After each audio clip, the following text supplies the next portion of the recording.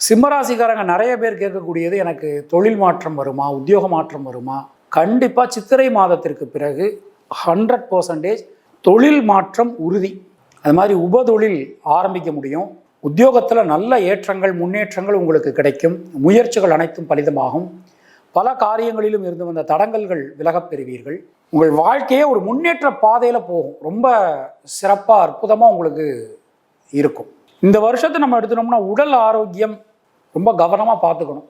முக்கியமாக வண்டி வாகனங்கள் பயன்படுத்தும் போது எச்சரிக்கை தேவை. சில பேருக்கு ஜாயின்ஸு சம்பந்தமான சில பிரச்சனைகள் உண்டாகலாம். தயவு செய்து ஹெல்மெட் அணியாமல் டூ வீலர் பயன்படுத்தாதீங்க. கார் ஓட்டும்போது தயவு செய்து சீட் பெல்ட் போடுங்க. அப்புறம் இந்த ரொம்ப அதிக வேகம், ரொம்ப ரிஸ்க் எடுக்கிறது, அதெல்லாம் தயவுசெய்து செய்யாதீங்க. ஏன்னா இப்போ கண்டச்சனி நமக்கு நடந்துக்கிட்டு இருக்குது. இந்த 2-8 ராகு கேது இருக்கிறது ரொம்ப ரொம்ப கவனமாக நாம் இருந்துக்க வேண்டியதாக காட்டுறது.